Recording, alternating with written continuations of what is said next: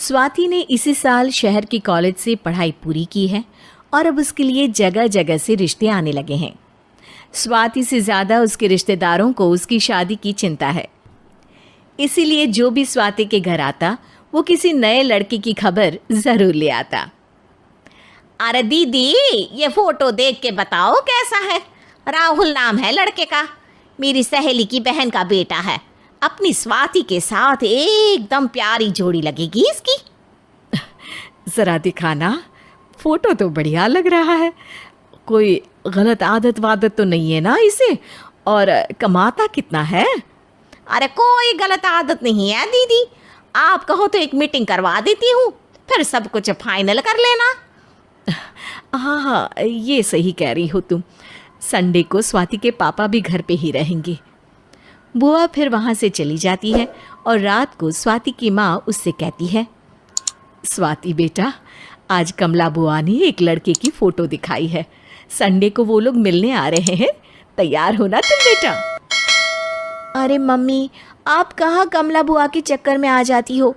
अभी इतनी जल्दी कोई शादी वादी नहीं करनी है मुझे। अरे बेटा, अच्छा लड़का है, बुआ जानती है उसे अच्छे से। हाँ स्वाति बेटा, एक बार मिल तो लो, बाद में देखेंगे आगे क्या करना है। वैसे तो कमला रिश्ता लाई है तो मना करने का तो कोई सवाल ही नहीं उठता। संडे की सुबह होती है और कमला बुआ राहुल और उसके मम्मी पापा को लेकर स्वाति के घर आती है। अरे आइए आइए भाभी, इसे अपना ही घर समझिए। इनसे मिलिए, ये मेरे भैया और ये मेरी भाभी हैं। नमस्ते भाभी जी, ये है हमारा लड़का राहुल, सरकारी नौकरी की तैयारी कर रहा है ये। वैसे आपकी बेटी कहाँ है? अरे स्वाति बेटा, बाहर आ जाओ। वैसे कितनी पढ़ाई की है स्वाति ने? जी, पोस्ट ग्रेजुएट है हमारी बेटी साइंस में। ये सब तो ठीक है, पर घर संभालना जानती है या नहीं? हमें कौन सी इससे नौकरी करवानी है, नौकरी तो मेरा बेटा करेगा ही। पर मैंने इतनी पढ़ाई की है और आप चाहती हैं कि मैं घर पर ही बैठी रहूं? अरे स्वाति बेटा, ये बड़ों की बात में तुम कहाँ बोल पड़ी? हम सब देख लेंगे क्या करना है क्या नहीं। हम तो इसी बात पर विश्वास करते हैं कि घर के लड़कियां घर में ही रहे तो ज़्यादा अच्छा रहता है। वरना भाई साहब, आप तो आजकल के हाल जानते ही हैं, कितनी घटनाएं होने लगी हैं औरतों के खिलाफ। स्वाति बेटा, रसोई का काम तो पूरा जानती हो ना? शादी के बाद तुम्हें ही संभालना है वो सब। अरे बहुत अच्छा खाना बनाती है ये, आप सब लोग इसकी तारीफ करते नहीं थकेंगे। लो भाई, हो गई मीटिंग, अब शादी की तारीख फाइनल कर लेते हैं, क्यों भैया? भाई, हम तो पंडित जी से चर्चा करने के बाद ही तारीख फाइनल करेंगे। सालों से हम उनकी बातें मानते हुए आ रहे हैं।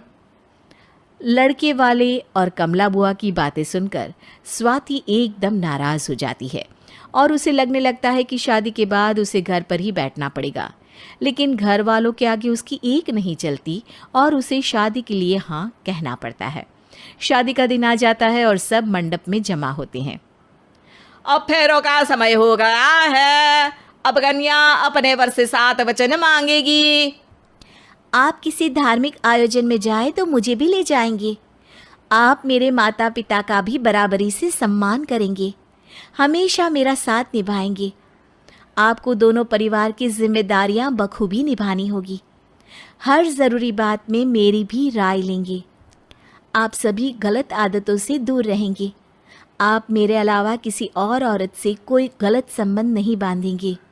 ये 7 वचन पूरे हुए, वर क्या तुम्हें ये सारे वचन मंजूर है?